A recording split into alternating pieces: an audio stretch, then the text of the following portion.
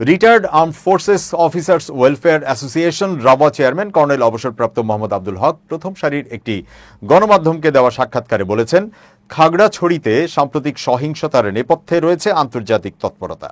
কথিত ধর্ষণ সংক্রান্ত অভিযোগকে বড় করে তোলার সূত্র ধরে সশস্ত্র সংগঠন united people's democratic front UPDF ও তার অঙ্গ সংগঠনগুলি স্থানীয় মানুষদের বাড়িঘরে হামলা, ভাঙচুর ও অগ্নিসংযোগ চালিয়ে এবং সেনাবাহিনীর সদস্যদের লক্ষ্য করে গুলি ছুড়ে ব্যাপক অস্থিতিশীলতা সৃষ্টি করেছে, যার মাঝে ৩ জন নিহত এবং অনেকে আহত হয়েছেন বলে তিনি জানিয়েছেন। কর্নেল হকের দাবি, ইউপিডিএফ এর এই কার্যক্রমের পেছনে রয়েছে সীমান্ত পারের কিছু শক্তির ইন্ধন ও সহায়তা। তার কথায়, সশস্ত্র গোষ্ঠীগুলো পার্বত্যাঞ্চলে চাঁদাবাজি, জোরপূর্বক সম্পত্তি দখল এবং অপহরণ সহ বিভিন্ন অবৈধ কাজে জড়িত।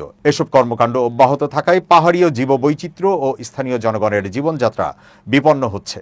তিনি আরো বলেন, পার্বত্যাঞ্চলের অস্থিতিশীলতা কৌশলে বৃদ্ধি করে দীর্ঘমেয়াদী ভূ রাজনৈতিক ফল আঁকার চেষ্টা হতে পারে। রাবা চেয়ারম্যান সরকার এবং প্রশাসনকে কঠোর ভূমিকা নেওয়ার আহ্বান জানিয়ে বলেন, শুধুমাত্র সৈন্য মোতায়েন করলেই সমস্যার সমাধান হবে না। অঞ্চলের টেকসই শান্তি ও বিকাশের জন্য সিভিল প্রশাসন, অর্থনৈতিক উন্নয়ন ও সামাজিক সমন্বয়ের প্রয়োজনীয়তা অপরিহার্য। তিনি স্থানীয় জনগণের মৌলিক অধিকার, শিক্ষা, স্বাস্থ্য ও নিরাপত্তা নিশ্চিত করা না হলে বিচ্ছিন্নতাবাদী মনস্তত্ত্বের জোর বাড়তে থাকবে বলে সতর্ক করেছেন। কর্নেল হক সামরিক বাহিনীর ভূমিকা ও তদারকির প্রশংসা করলেও আহত ও নিহত সশস্ত্র বাহিনী সদস্য ও তাদের পরিবারগুলোর প্রতি রাষ্ট্রীয় সহায়তার ঘাটতি তুলে ধরেছেন।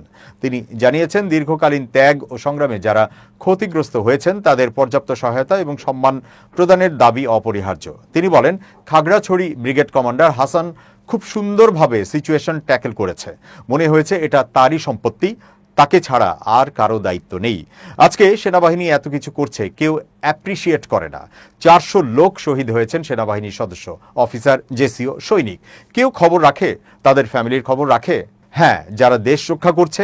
আপনি তো এই আন্দোলনে আহত নিহতদের বাড়ি বাড়ি গিয়ে সাহায্য করছেন। এই 400 সৈনিকের তাদের পরিবার হয়তো শেষই হয়ে গেছে। 400 সদস্যের এই দেশ কি খবর রেখেছে? ইন্ডিয়াতে দেখেন কিভাবে তারা সম্মানিত করে, তারা কতটুকু উপরে রাখে তাদের সেনাবাহিনীকে। আমরা কি পেরেছি সেটা?